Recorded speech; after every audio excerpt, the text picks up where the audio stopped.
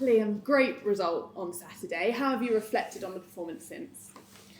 Yeah, I think it was a real positive from so many aspects, whether it be from how we responded to the Forest game on Wednesday with such a heavy week, with some of the play and the quality first half, with how we kept the ball, how we managed regains, but the chances we created, and I thought we caused them problems out of possession first half, especially with how we set up. Nice to obviously score a couple of goals, and then normally second half, obviously for so many different reasons, you could see there was elements of fatigue, but I thought what we showed was a real togetherness, a real team spirit to do everything we can to defend our goal. I thought some of the defending in the box was outstanding. The blocking shots, stopping crosses, clearing things, and then getting out the box. I thought there was like I said, so many positive aspects from so many different areas of the game. Because it could have perhaps gone either way, how you responded to the disappointment of the Forest game. Was it about mentality as well as the actual football performance? Definitely. I think that's a big bit we've spoken a lot about. I think it's a big bit for the group. I think we've shown that in the 4 FA Cup games. We've shown the level we can hit. And even in some of the league games, Hull, Watford, Middlesbrough, obviously we've shown what we're capable of. I think it's now, it's how do you consistently, deal with pressure? How do you consistently deal with a level of expectation? And that comes down to the mentality, which again I think the lads are constantly improving for me. When I'm fortunate that I get to see them up close every day and know them inside out. So again, I think when I look at the progress they've made in 3 months, it's been terrific, to be fair. And the bit that excites me is there's still so much to come and so much to do. So yeah, I think that's the biggest bit: the mentality and understanding how to be ruthless and how to win games. And you have had to call on your squad. Harry Cornick came off at half-time though. What was the reason behind that? Just he'd given everything for the team. He'd obviously not played a huge amount of minutes recently, so again, that was the challenge of all of them. When you're on the pitch, run until you can't run anymore, and he definitely did that. I thought he was excellent. I was really pleased for him and with him. So I thought, I said it after the game on Saturday, he's everything you want in the squad. His personality, how he trains, does things properly. Can't speak highly enough of him. So I was delighted that he grabbed the opportunity and did really well. And that was it ultimately. I thought he'd run himself into the ground off the back of an increase in workload for him over the course of the week. Have you been impressed with his attitude then, waiting for his chance to come? Yeah, definitely. Like I say, he's done a lot of small group sessions because we've had so many games, and there's been a lot of sort of match day plus 2 sessions, so 2 days after a game, where you tend to train with a group of 8, 10 max because some are recovering and there's a small group training. He's done a lot of those sessions and he's been terrific. He's kept his head down. He's worked hard. I have a good relationship with him. I speak with him regularly as well, which I think is important. And it's players. It looks slightly different for each of them. And it's, as I've said numerous times, it's about being ready when you're called upon and making sure you put the team ahead of yourself. And Harry epitomises that. He's been terrific. You've got a few players out injured. So Cal Naismith played for the under-21s at the weekend. Have you got an update on any of those injuries as to when they might return? Yeah, there's a few that hopefully will be back this week. Tomorrow might be a tiny bit too early for some of them, but there's another 21s game where Rob Atkinson will probably get some more minutes in that. Cal might be another one. So again, I think it's a case of making sure that rather than force and rush them and have them around it, we have got at the minute some depth. What it will do is obviously bring added competition where we, once we get everybody back, we might be leaving people out the squad. So again, that brings a pressure on the group and a pressure on the individuals to step up and deliver consistently. So hopefully in the next sort of week, we'll see some more faces available for selection. How's it been sort of managing certain players? I'm thinking sort of Sam Bell missed his penalty, hasn't scored for a while. Does he just need a goal to boost his confidence? That must be a challenge for you as a manager. I think a goal will help him. I'm not stupid enough to think it won't, but at the same point, I think it's understanding what you're looking for. And again, his performance at the weekend, his performance at Forest was very, very good. I know he'd obviously be frustrated with the chance on Saturday, but when you look at what he did in possession, when you look at his the defensive contribution and what he brings and doing his job for the team, he's done an excellent job of that. So again, I'd be slightly more concerned if he wasn't doing that or he wasn't having the chances. So doesn't feel forever ago, we're having a similar conversation about Tommy Conway missing a few, and obviously he then goes on and scores numerous goals. So it's just that case. I think it's having honest conversations. Belly's one that's tough on himself, to be fair, obviously with his understanding, his knowledge of the game. So he's in a good spot. For me, I've been really pleased with his performances recently. And of course, a tough challenge on Tuesday. Southampton on a ridiculous 25 unbeaten run. Are you approaching that game any differently, or is it just another championship game that you've got to take on? Yeah, same process for every game for me, whether it's Southampton on that run or whether it's someone that's not. Exactly the same process. So I watched them yesterday against Huddersfield. Guys have done their work. We've had a meeting this morning about it. Create the game plan, spend time, putting together the presentation for the players. Collecting the information to go, what does the group need to be ready, which we'll deliver today and tomorrow. And you go again. That's the division. I mean, of course, they did concede some goals, but they've got such power going forward, haven't they? Yeah, I think you only have to look at the depth they've got, the changes they can make. Even at the weekend where a couple come off injured and you see what they bring on. And that's where they're at, right? They've just come down from the Premier League after being there for so many years that you'd expect that to a certain extent. So, and at the same point, you have to give Russell Martin a huge amount of credit for. It's not always easy managing a group of people that come down from the Premier League, and he's done a terrific job of it. So, but at the same point, it's one of my early games where I remember we could have arguably been 1 or 2 ahead at half time, and then obviously conceded a terrific goal second half. So, we have to call on that experience as well. How difficult is it to come up against these teams that are relegated from the Premier League? They have such big resources, don't they? So the same as when you play Premier League teams in the FA Cup. I say ultimately it's still 11v11 when you step on the pitch. For me, it's making sure we control what we can, and that's the detail, the information we give the players, and then the players controlling their heads. And we've got some really strong players here that like I said, I'm excited in terms of where they can get to, because I do think, although some have improved, I still think there's a huge amount of room for growth still. So again, I think that's the bit for me. Is you can never step on the pitch and be in awe or fear of anything. I think we have to call on the fact that we played sides at that end of the table that have been on good runs, etc., and stop them. So that'll be the aim to do that again tomorrow night. And you have to look at it as they have to be beaten at some point. Yeah, exactly that. Of course, runs and forms and all the records, all that stuff's there to be broken. So why not us? Thank you, Sam. Good luck. Thank you. How long did it take you to formulate a game plan if it was this morning then? Quite a while. So we started on them. So I get the organiser last week. So hence I then watched their most recent one yesterday. So it takes a lot of time. We have a team of analysts that will cover certain games and code them and then drop certain bits on the staffs. We'll watch games. We had a meeting on Friday about it. I watched them yesterday. We'll have another meeting this morning, this afternoon after training. So it's a huge process. It takes a lot of time just to identify trends, things that they do. How do we get success? What team do we need to pick? How do we need to work what we want to do in order to get success? Sheridan touched on that with a question. Do you have an opinion on the parachute payments? So I appreciate the Championship sort of newish in terms of the stuff beyond just what goes on the pitch, but do you feel, because it's something that this club's certainly been strongly against for quite a long time now, do you have a kind of a personal opinion at all on parachute payments and what they do to the league? I wouldn't say I have a strong one. Naturally, it means it's an uneven playing field when you start the season, right? I think in terms of resources available. I also understand the impact it can have, of a team coming down. But for me, equality, keep everything on an even playing field for me.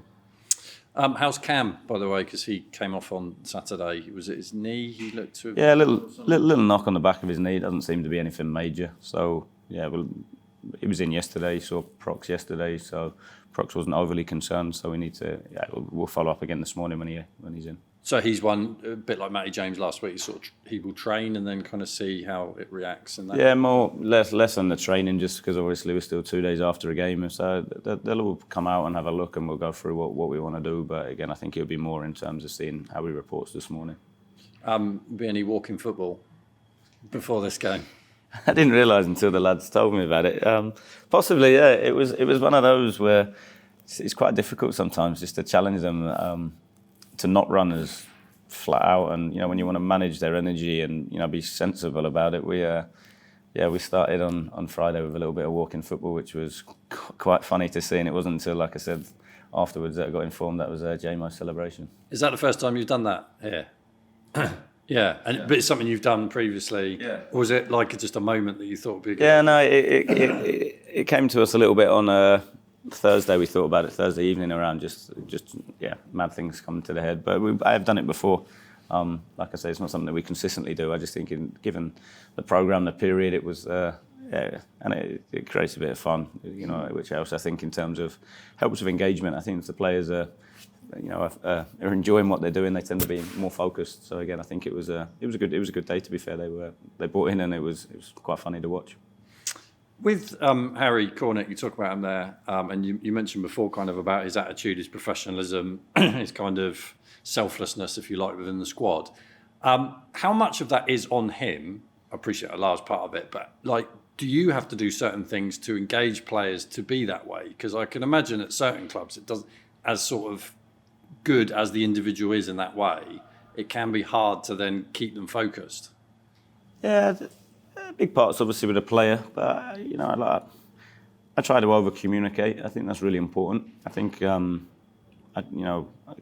talk a lot around the culture that we have and people putting the team ahead of themselves, and the only way that, a lot of people can say they do it, but it's actually how do you action that, how does it live, and that's how you come in every day, whether you're in a good spot, poor spot, whether you're in the team, not in the team, how do you make sure that we put the team ahead, and that it takes a lot of, conversations for me. I have a lot of one-to-one meetings, I have a lot of chats with the players, just to try and be proactive with it, just to try and keep people, keep everybody kind of on track, because I know how quickly it can change as well. It's a great example of the period we're in now, that we have needed everybody, whether it be through injury, whether it be through fatigue, whether it be through just people meriting it. And again, I think the biggest thing is the controllables. If pretty much every player wants to play, right? I think, it's then how do you act? Does it move you closer to getting what you want or further away? And again, I think that it's just being quite honest and upfront with the players. And I think, understandably, you get some that get emotional there and then, but I do think it has a big impact on the culture that they carry respect for you, a couple of days later or a few hours later when the emotions settled. At least, we've tried to do it properly by being open and communicating with me. I think, it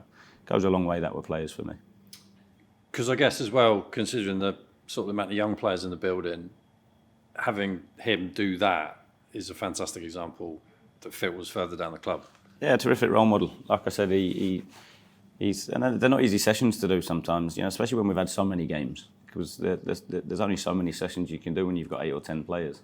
So again, I think the staff do a great job, and as do the players. I think in terms of we work really hard to try and give them the best program of what they need, rather than you turn up and it just be a generic session. We try to put a lot of time, effort into planning those sessions so that players get what they need individually, position-specific work. We try and make sure that the players understand that we want to help them, because ultimately, if that's for me how you create and generate and use competition. It's not just having the players in the building. It's how do you support them, how do you challenge them, how do you show them what they need to get better at, and then how do you run a program that allows them to then show that. So like I said, Harry's one that's been terrific for the culture in terms of what he brings energy, but also in terms of how he goes about his business.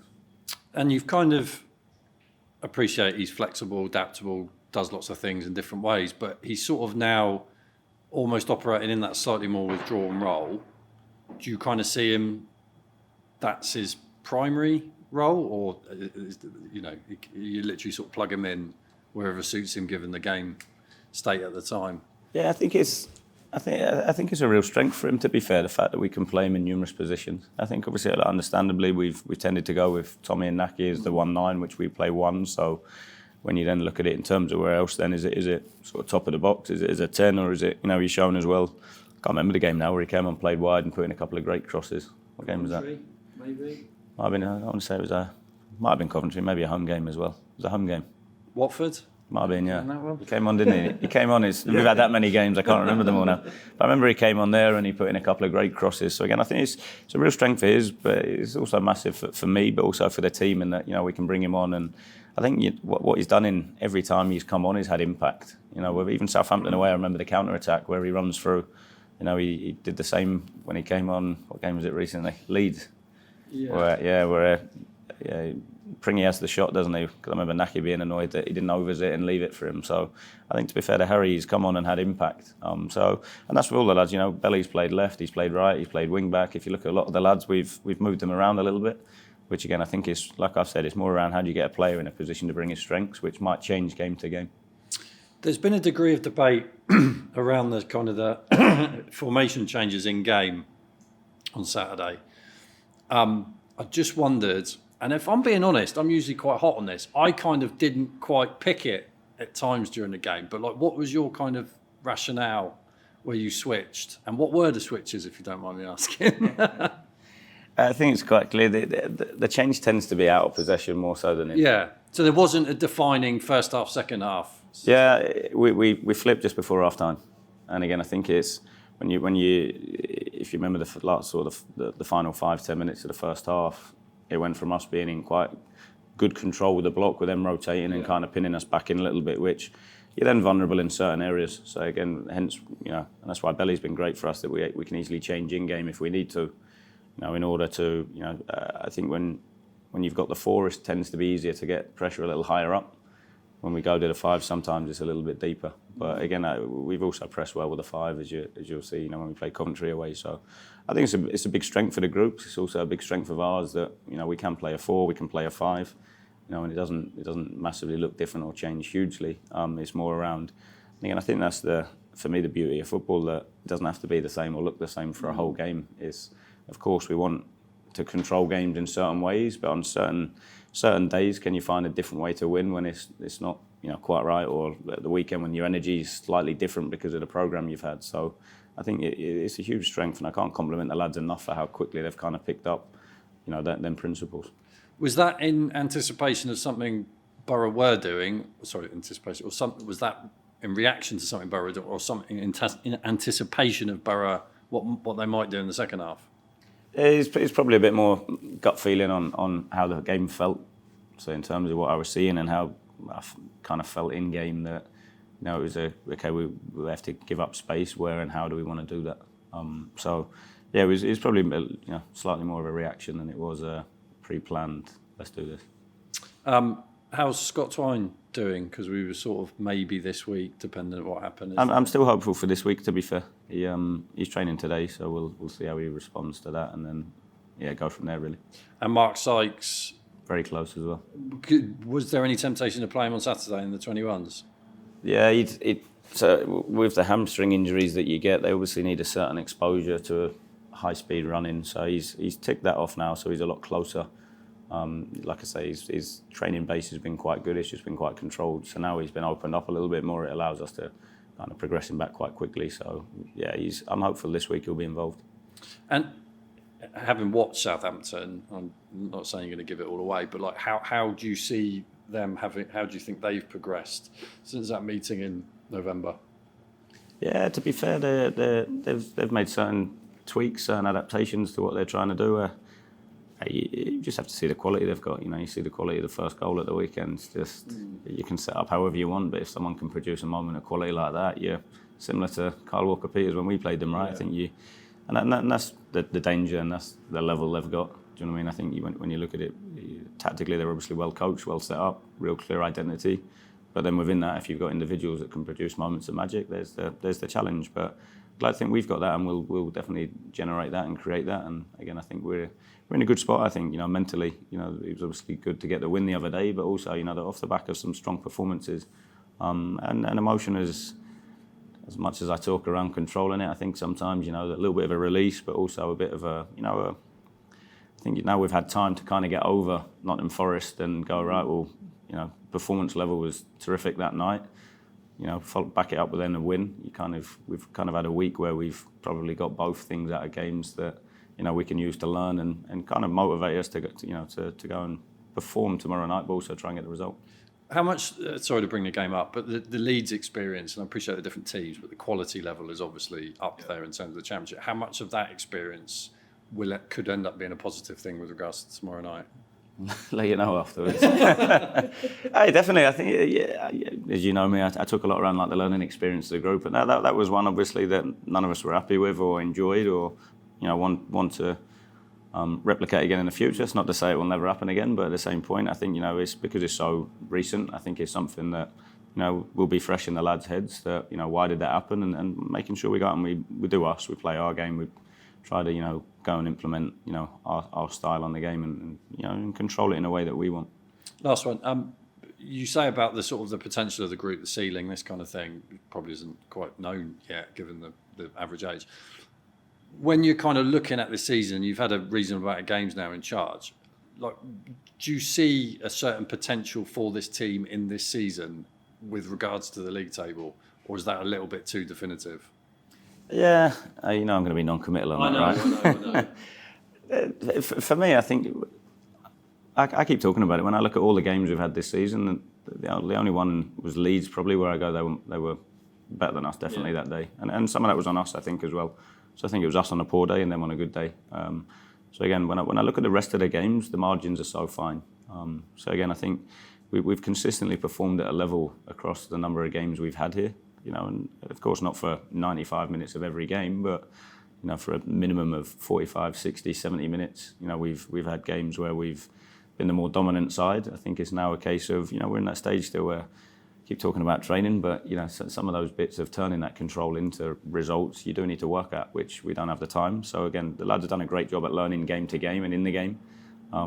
So again, the fact once we get through this week, we then have a little bit of training time, to try and implement little bits. And I know what we work on, so I can see whether it comes out in games or not. It was a few weeks ago we did a bit of work, literally 15 minutes work, quite isolated on throw-ins. So there's no coincidence now. If you look at the last 3 games, throw-ins have been better because we did 15, 20 minutes on it. Okay. But when there's large amounts of areas to work on, and you need to revisit. I think it's not always around working on new stuff. You need to revisit. You need to go back to your core principles and make sure they become habit, which sometimes you move them forward and then obviously you work on something else, and then what you worked on 3 weeks ago takes a bit of a setback. So it's that constant process of how do we continually move forward collectively, individually, and that's why the bit for me is, like I said, once we get some time on the grass, I think it will be hugely beneficial for for the individual and the team.